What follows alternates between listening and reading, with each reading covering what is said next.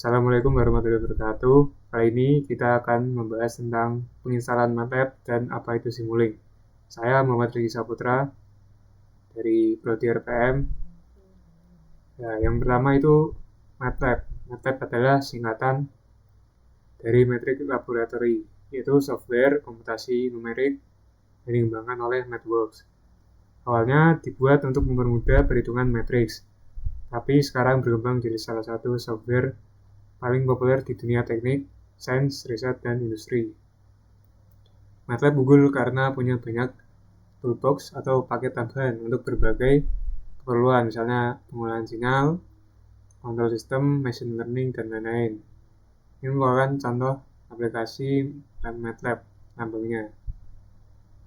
Selanjutnya Simulink.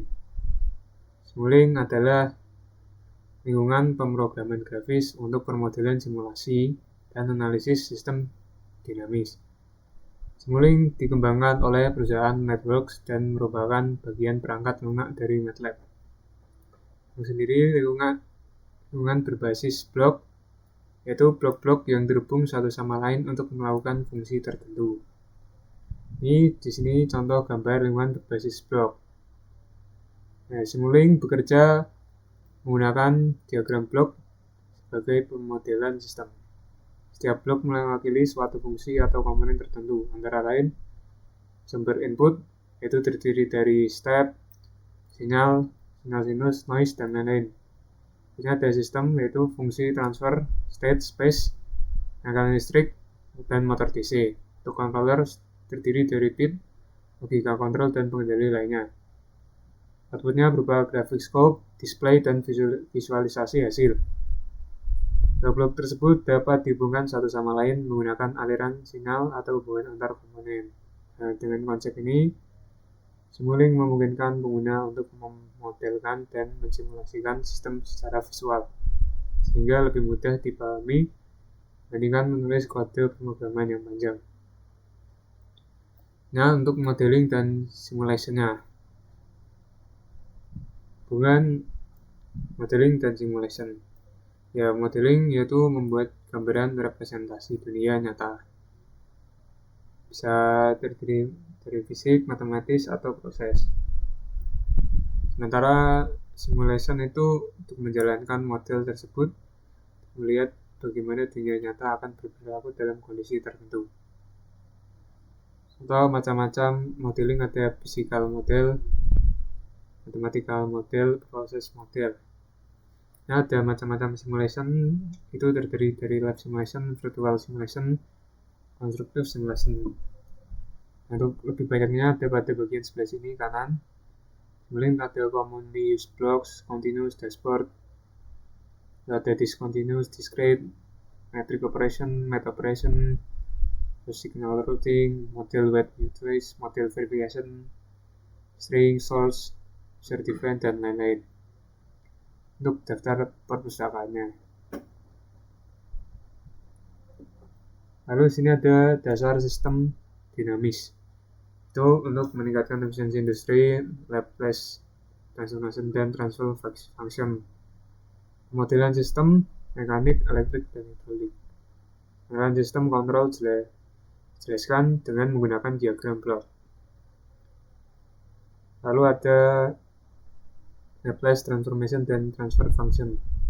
Transfer function atau fungsi transfer ini adalah representasi matematis dari sistem linear time invariant LTI yang menggambarkan hubungan antara input dan output suatu sistem. Fungsi transfer didefinisikan sebagai perbandingan antara transformasi Laplace output terhadap transformasi Laplace input dengan asumsi kondisi awal 0.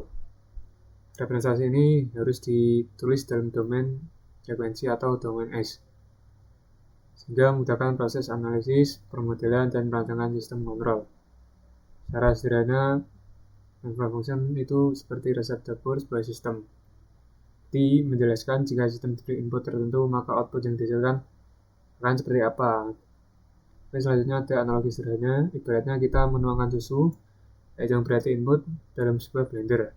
Lalu susu tersebut diproses oleh blender. Nah, blender di sini adalah merupakan sistem. Lalu hasilnya susu yang sudah tercampur atau dikocok itu adalah outputnya. Analogi sederhananya seperti itu. Selanjutnya ada pemodelan sistem. Pertama, mekanik. Di sini mekanik biasanya melibatkan massa, pegas, dan peredam. Hasilnya berupa persamaan diferensial. Dengan untuk elektrik, sistem elektrik ini biasanya berupa rangkaian RLC atau resistor, induktor, kapasitor. Digabung dengan hukum Kirchhoff menghasilkan persamaan diferensial. Air ada hidrolik bekerja menggunakan fluida bertekanan untuk menghasilkan gerakan. Komponen utamanya adalah silinder hidrolik.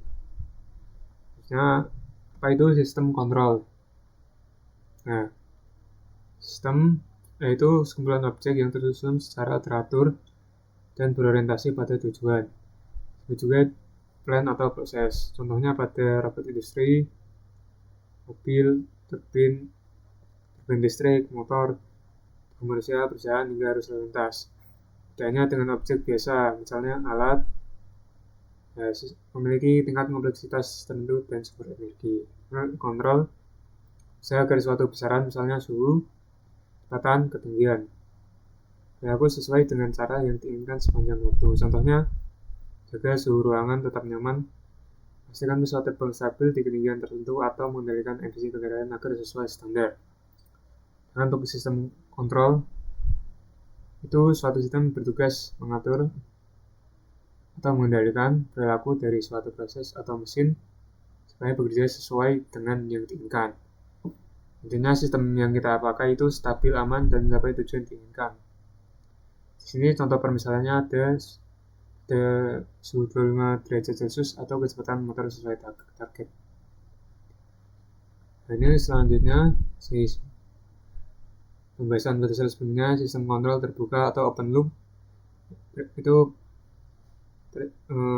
hal-halnya terdiri input, controller, plan, proses, lalu output. Contoh mesin cuci itu inputnya lalu diatur 30 menit, dia tetap berjalan 30 menit meskipun baju sudah bersih atau belum. Lalu sistem kontrol tertutup atau biasa disebut closed loop, ini ada umpan balik atau feedbacknya. Jadi output diperiksa lalu dibandingkan dengan input. Jika ada perbedaan, maka itu akan error dan controller mengoreksi supaya output mendekati input. Lalu keterangannya input atau set point ini, misalnya nilai yang diinginkan, taruhnya tadi mesin cuci.